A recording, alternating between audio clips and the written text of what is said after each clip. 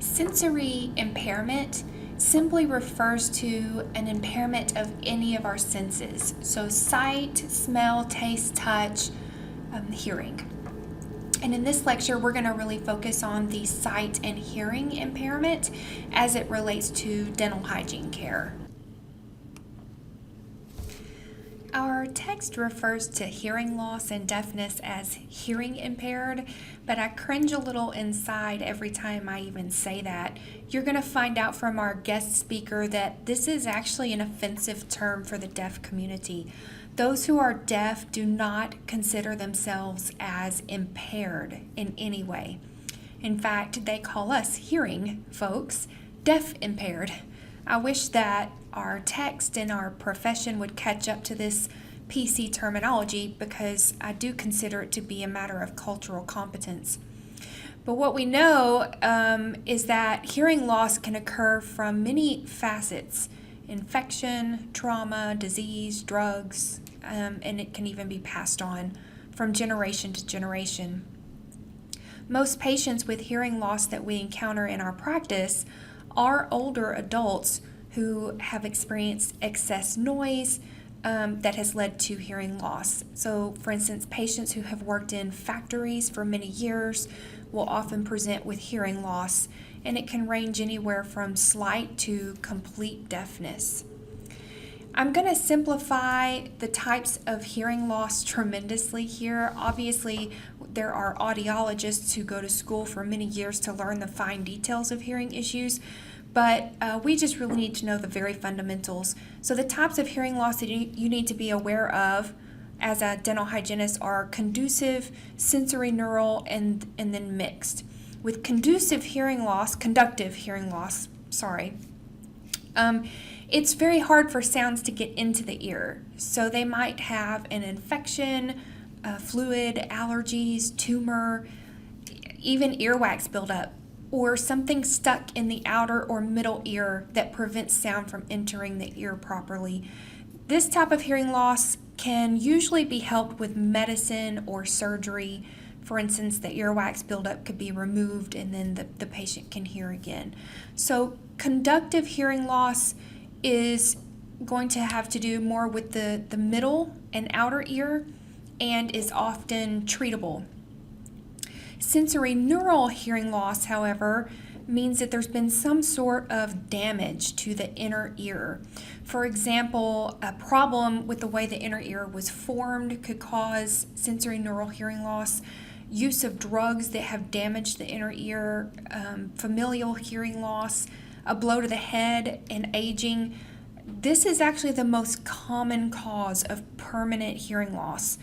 And while some of the time this type of hearing loss cannot be fixed by medicine or surgery, hearing aids often can help with sensory neural hearing loss. With a mixed hearing loss, there might be a combination of conductive and sensory neural.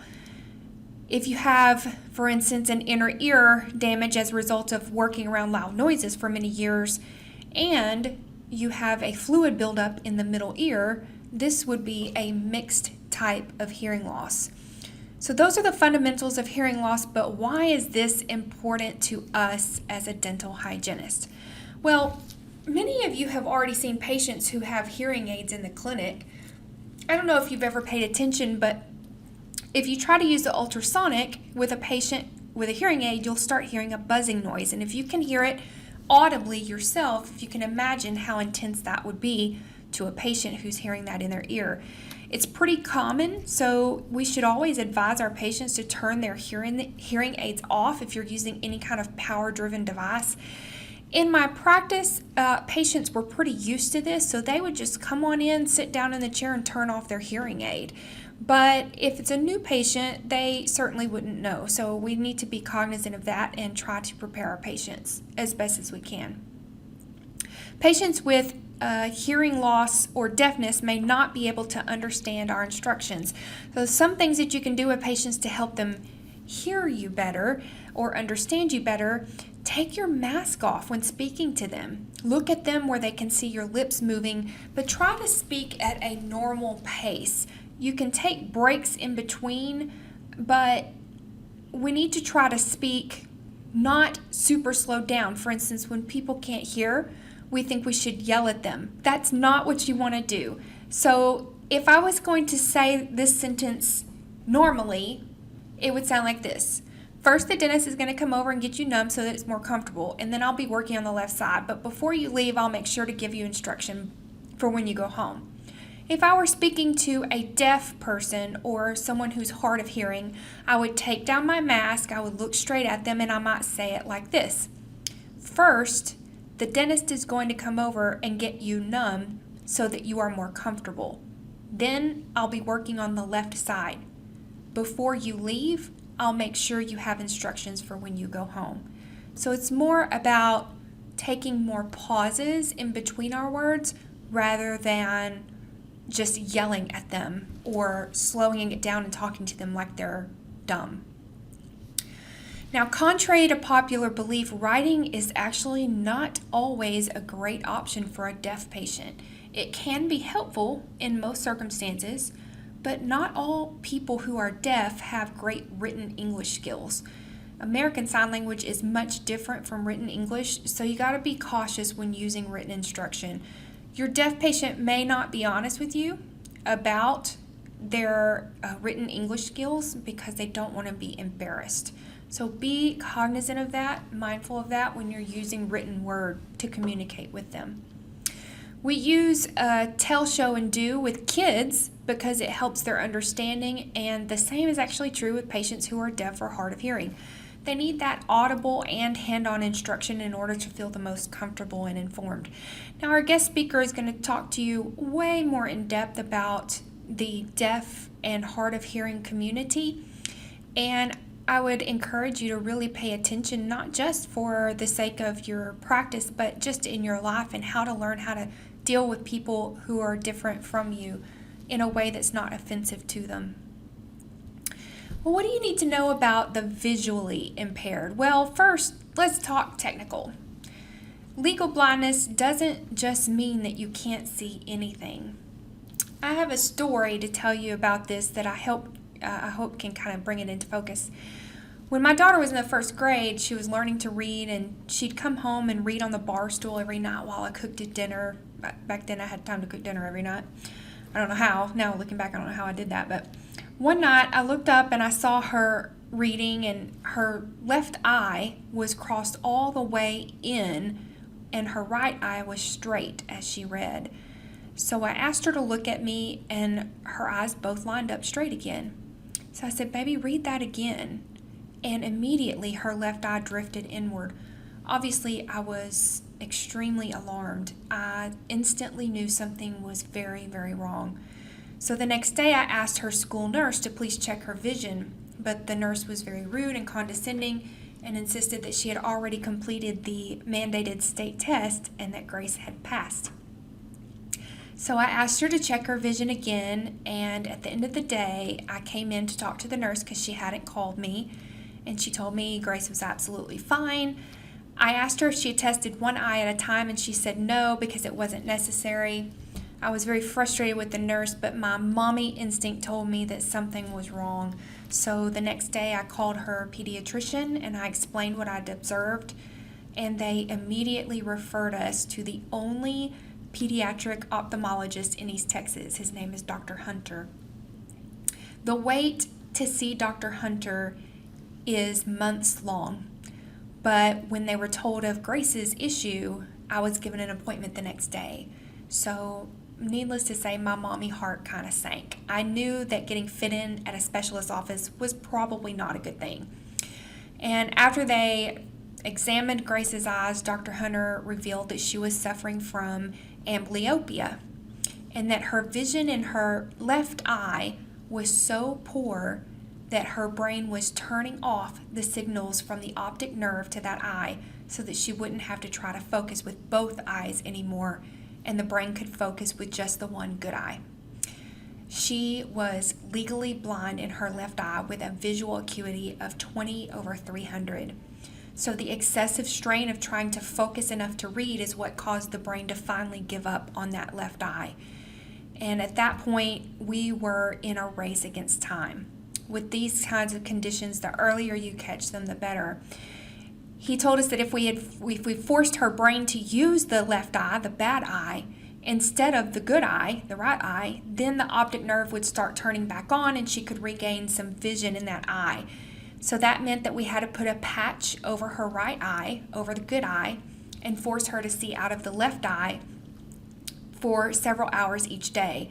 And in addition, we had to put these drops in her eye to blur the vision in the good eye, to blur the vision in her good eye so that it would force her brain to use more of the left eye, the bad eye.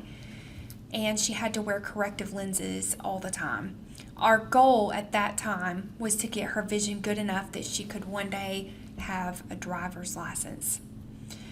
The day that my baby put on her glasses was just an amazing day, because for the first time in her little 6-year-old life, she could see the detail on the flowers and the leaves on the trees, and she looked around at her world with such awe. And I really thought, how could I have not known? I really beat myself up as a mom thinking, how could she be 6 years old and I didn't know she couldn't see? But her visual impairment was all that she ever knew. She didn't know she was supposed to see such detail. The things that we take for granted, right? We were very diligent with her, and within a year's time, and like 3 pair of glasses later, because every time we'd go back, we had to change her prescription. But she was no longer legally blind, and she was only visually impaired with about a 20/80 visual acuity. So we continued the treatment for another couple of years, and she eventually regained almost all of her vision as long as she has corrective lenses. And now she is wearing contact lenses, and you would never know what a blessing it is for her to have gotten such visual acuity back. So here's the thing.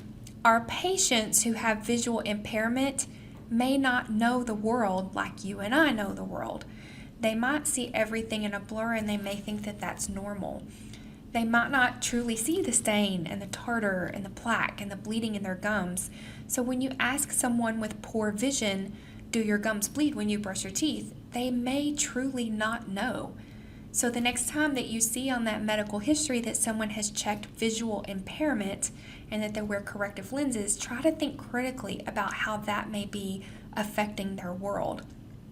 There are many, many causes for vision loss, but you do need to know that glaucoma is the leading cause of vision loss in African Americans, and cataract is the leading cause of blindness in the world.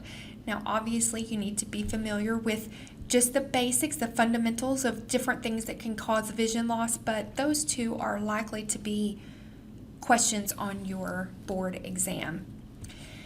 You also want to be aware of what you can do to help any patient who is visually impaired, or particularly those who are legally blind.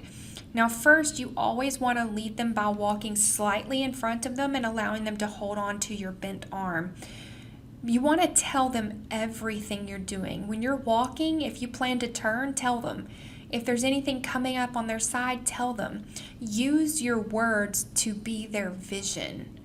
Never leave a patient in a room without telling him or her where you're going, and really, that should be a rule for every patient. So keep that in mind next time you get up to go get a script from a dentist. Your patients need to know where you're going and that you're not just disappearing. Tell the patient when you plan to look in his or her mouth. Don't just surprise them. Let's move on to some of the disorders of the central nervous system. These are relatively common and things that you will deal with on somewhat of a regular basis. Parkinson's disease is one that you will see frequently. These cases are sometimes heart-wrenching because they may be patients you've been seeing for years who suddenly develop symptoms of Parkinson's. I can still see the faces of several of my patients who developed this disease. One was a man who had been high-ranking, I think he was a banking executive most of his career, and he had retired at the top of his game. He liked to go play golf. After several years, though, he came when I went to get him from the waiting room. I noticed that he was shuffling his feet, which is a big sign of Parkinson's disease. And I really watched as this disease stole his ability to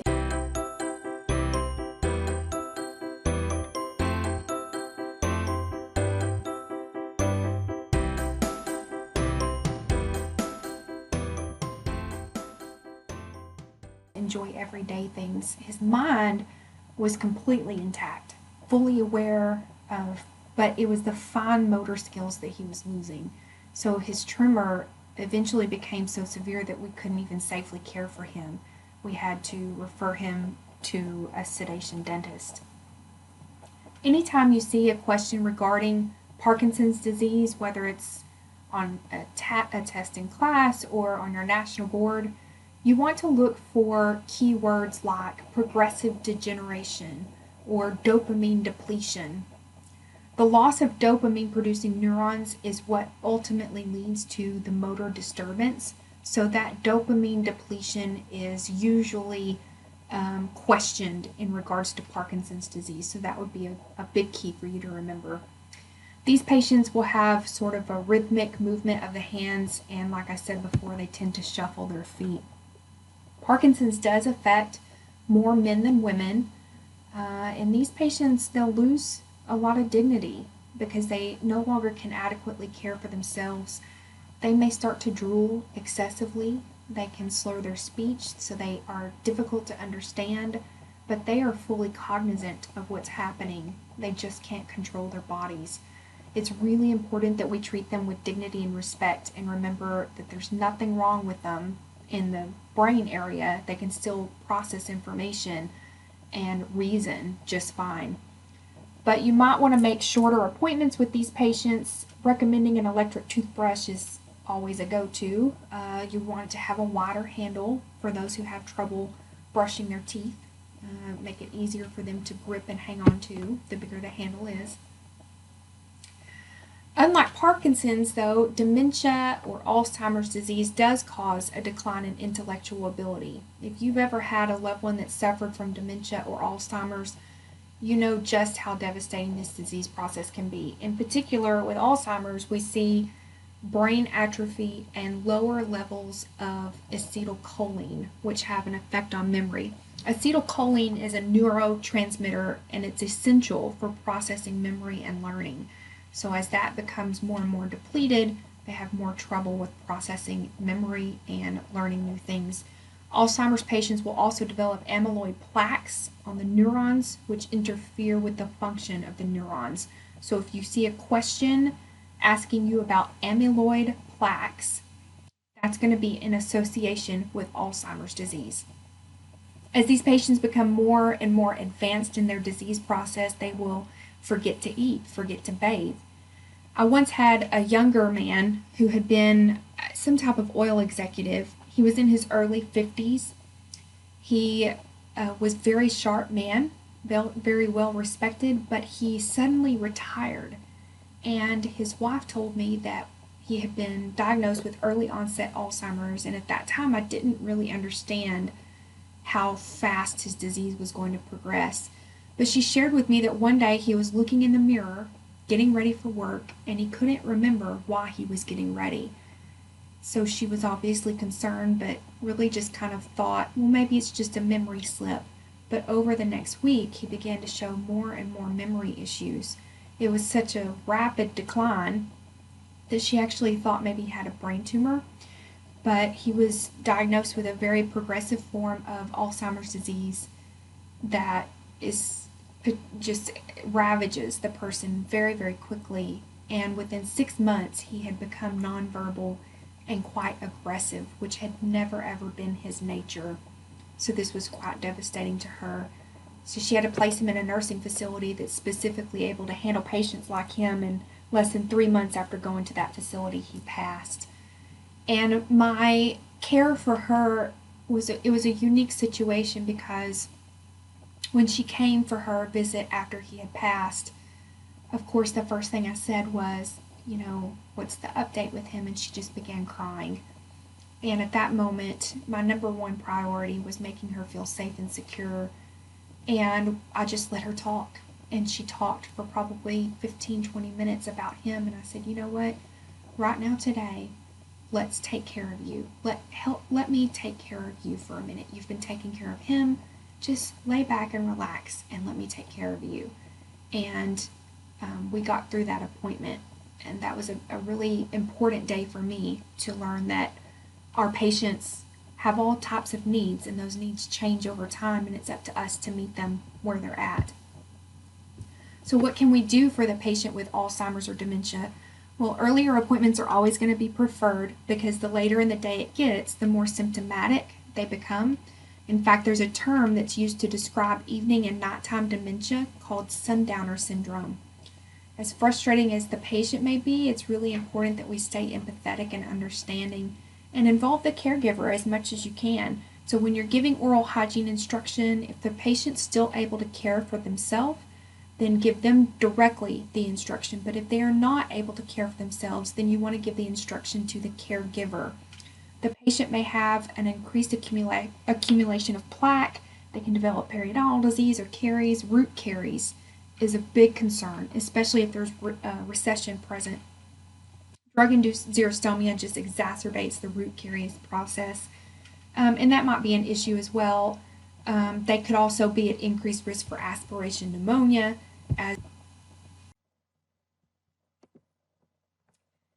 We're going to see patients with epilepsy or other seizure disorders pretty frequently in practice. I say frequently, not every week, but you certainly have several patients a year with some type of seizure disorder. But their conditions will vary on intensity. So with seizures, we want to know the difference between a mild seizure and a severe seizure and what those might look like. A petit mal seizure is a milder type of seizure and more common. So these can cause the patient to smell something that's not there, have a visual disturbance. They may just lose time and blank out. So for instance, they might be in mid-sentence and then they might just completely pause and then pick right back up where they left off and not even realize that they were absent for a few seconds. As long as we are aware that that's a seizure, then we can respond appropriately to it. And a grand mal seizure is sort of an outdated term. A tonic-clonic seizure would be a more appropriate medical term for a grand mal seizure or severe seizure. With these types of seizures, the patient will begin to convulse uncontrollably. They may lose function of their bowel or bladder. They may bite their tongue. They can foam at the mouth. So these look much more scary. But really, a patient's having a grand mal seizure, as long as they come out of it pretty quickly, then there's no immediate, emergency care that a doctor can provide them. However, if a patient who is having a grand mal seizure remains in that seizure for more than 5 minutes, then they are in what we call status epilepticus. And that is a continuous seizure that is not ceasing on its own. And in that situation, it is a medical emergency because they're often not getting adequate oxygen as their breathing patterns are disrupted. And in that case, then they're going to need medical intervention, medication to stop their seizing. The medications that are used to control seizures are also of particular interest to us, particularly the drug phenytoin, also known by the name Dilantin. These are known to cause gingival enlargement. So it's important that plaque is extremely controlled in seizure patients taking these medications so that they can minimize the risk of gingival hyperplasia as much as possible. The risk of seizures increases with exposure to certain elements like strobe lighting, flashlights, even stress or illness can lower their seizure threshold. So a patient with a known history of grand mal seizures ideally would have a bite block whenever they are receiving care. So when you have a patient who's actively epileptic and has frequent seizures, it's a good idea to use a bite block anytime you're providing care. And you can just take a piece of floss. I like these bite blocks because they have a hole in them where you can tie the floss through.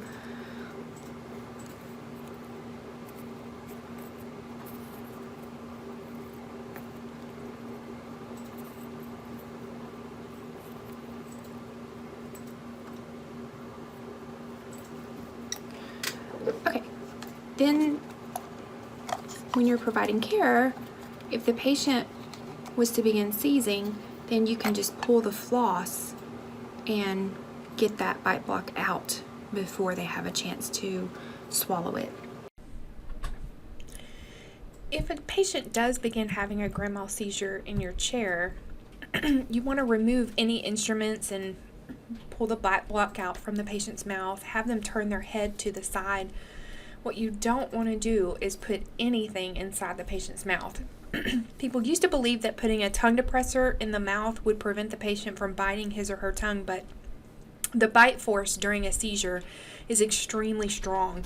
So they'll just bite through that tongue depressor, and that can actually aspirate or get splinters in their mouth in the process of that.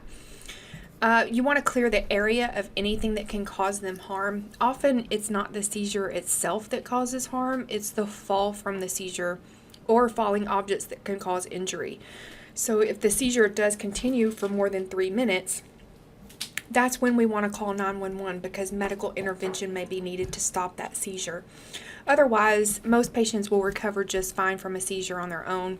And while the appointment should be stopped, it's not always necessary to call for emergency services. Our next section is going to deal with intellectual and developmental disabilities.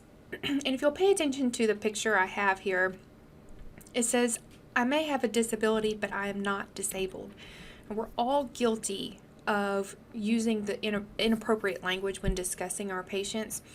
Instead of saying, for instance, if a patient has cerebral palsy, you wouldn't say, my cerebral palsy patient. It's the patient who has cerebral palsy. So remember that they're a patient first, they're a person first, and they're a person who has a disability, but they are not defined by their disability. And like I said, we all make that mistake. I may have even made that mistake in this lecture, but I think we just have to be aware of how we're wording things. With autism, you do need to know the different types of autism. Classic autism is the most severe form. Asperger's is a milder form of autism, and that term is being phased out. Now we have just patients who are on the autism spectrum, whether it be mild or severe. Rett syndrome is a subset of autism that is rare and mostly affects girls between the ages of 6 to 18 months. I vividly remember a young man I saw for several years. At his first visit, Mom was pretty skeptical. She didn't think that we could make it through the appointment and had really resigned herself to thinking that her son would never really get the care that he needed. At that time, he was a teenager, but he was severely autistic and was actually nonverbal. Now, thankfully, the dentist I was working with had a son who was on the autism spectrum, so he was pretty understanding of what it would take to get this little guy the care he needed, and he didn't really push for anything production-wise. You just wanted to make him comfortable so that we could get him the care that he needed. So I was able to start really slowly by just showing him the office and having him meet all the staff.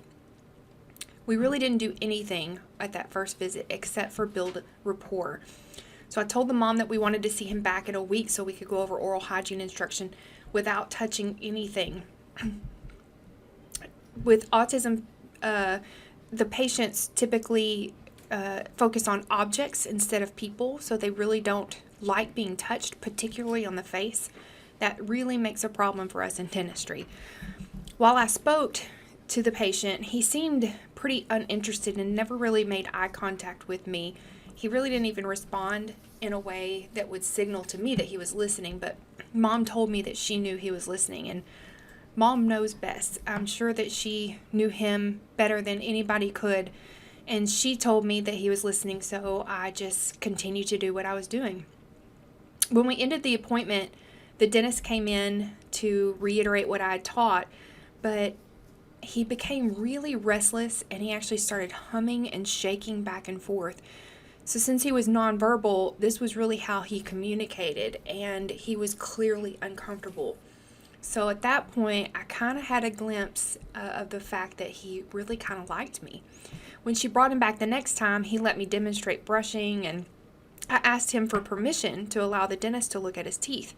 He didn't really express permission to me, but he did shake. He didn't shake, and he didn't hum or turn his head. This slowly progressed to the point that he allowed me to fully clean his teeth and even give him fluoride treatments. His mom really couldn't believe it, and I couldn't believe it sometimes too. He still didn't like the dentist, but as long as I was there and asked him permission, he would allow it. So this young autistic guy eventually began to get excited about coming to see us. That was a really remarkable patient for me, because it showed me that if we really follow the steps in treating a patient with autism, that we can make a true difference in them. With kids who are autistic, you have to be autistic, you have to be slow and steady. It really takes a lot of time to build their trust. They really crave routine, and they don't want anything out of the ordinary. It can really send them into a sensory overload. So they really like to be in the same chair, in the same room, with the same hygienist, with the same assistant. They need predictability in order to feel comfortable. You're going to see a lot of kids with ADHD if you haven't already. I know that a lot of you have already been to St. Paul rotation, and certainly you've seen patients in the clinic. They can be challenging in the dental office, but with the right technique and a lot of experience, you should be able to provide a successful experience for them.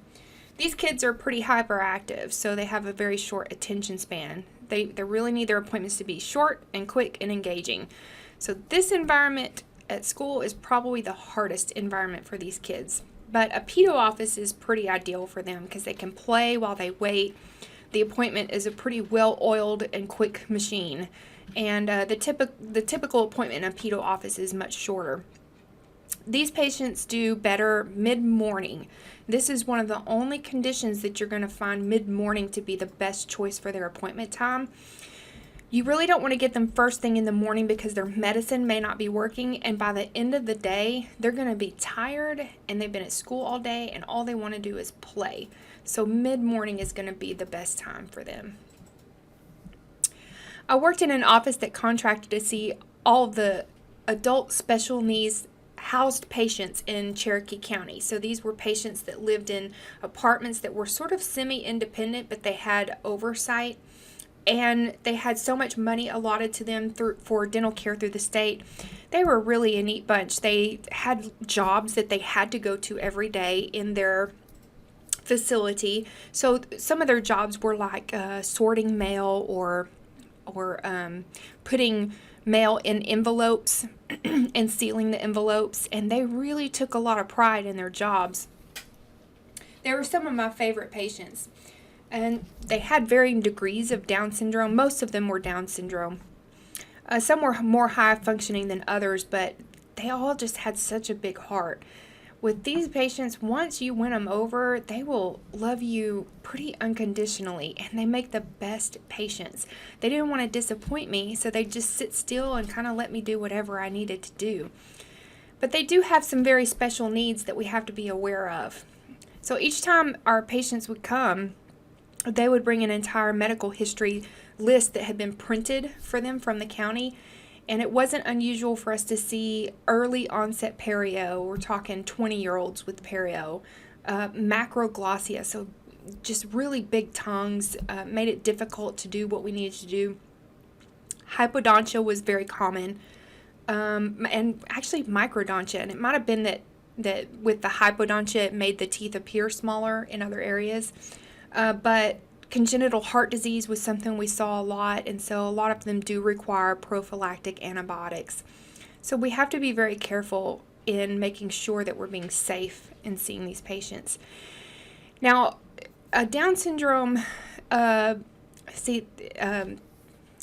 just did it. I was going to say Down syndrome patient. A patient with Down syndrome can become aggressive, but this was never really my personal experience. The first visit with them was always a happy visit so we could gain rapport, and that really helped. So by the time we had to do any treatment on them, we had already won them over. You do want to be careful though, because some of them are higher functioning than others. So you have to really develop a strong ability to read people and gain insight into their mental age before speaking to them. You don't want to speak to someone with a mental capacity of 20 as if they were 6 years old. But others some are more like a 6-year-old, some are able to live independently and really want to be treated that way. That was really such a special population, and I miss them so much. Musculoskeletal conditions. So in this particular section, we're going to be dealing with a variety of musculoskeletal conditions, but most of them are age-related or incidence-related, not necessarily developmental. The first one would be cerebral palsy. So what Parkinson's and Alzheimer's we talked about are progressive disorders, but cerebral palsy is not progressive. Most of the patients with cerebral palsy are very intelligent, even if they're nonverbal. It was really important to remember this so you don't insult them by treating them as though they don't understand you. But cerebral palsy is caused mostly by injury to an immature brain. So injury to their brain during development, even if it's before birth or right during birth, that's usually when it happens. Cerebral means having to do with the brain, and palsy means weakness or problems using muscles.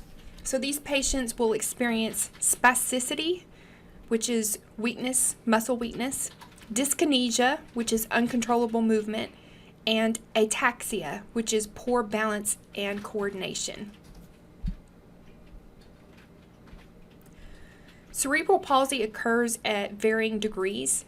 Some of them have a very mild form of disease and you'd never really know they have a problem. Others are completely wheelchair bound and unable to even control muscle movement enough to form words or breathe adequately. An electric toothbrush is a great recommendation for either the patient or the caregiver, depending on their level of impairment. You should really consider using high volume evacuation to minimize aerosols if the patient has a difficulty swallowing or breathing. You are going to see more plaque in the anterior region in those who are mouth breathing. And as you can see from this slide, there are many oral implications depending on the degree of severity of their impairment. However, we wouldn't recommend mouthwash to a patient that has problems with muscle movement and control because the risk of choking and aspiration is much higher. So no mouthwash for anybody who's having difficulty with swallowing or muscle coordination. Spinal cord injuries can have varying degrees and levels as well, depending on where the injury has occurred. So the higher the level of injury, the more paralysis that patient's going to experience. Your text has more specific information about the levels of injury and where that paralysis occurs, so you should probably review that.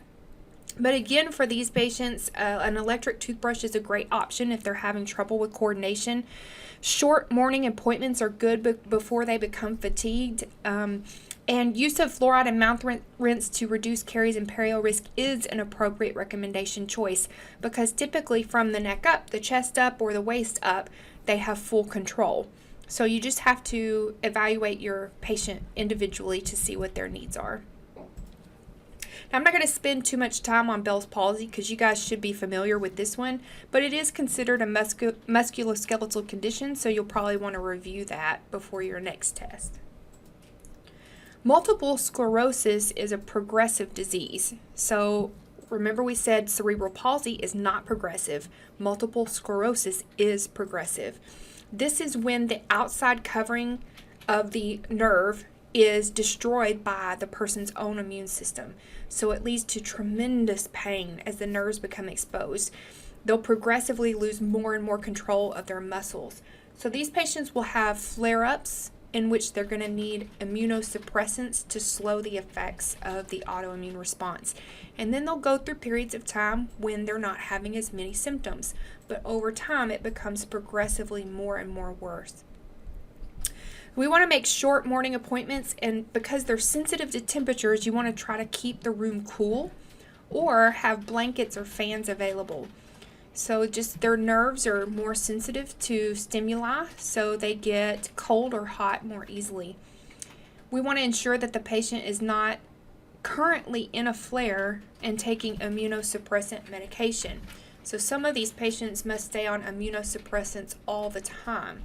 There's many different types of multiple sclerosis, which you don't need to know the ins and outs of, but you do need to recognize that they all have a similar disease process. Okay guys, that's going to be it for this lecture. As I've mentioned before though, you will see this information on your national board exam and of course on my exam. So you want to review it more than just one time and utilize the worksheets that I provided to you on Canvas. But as always, if you have any questions, please don't hesitate to reach out.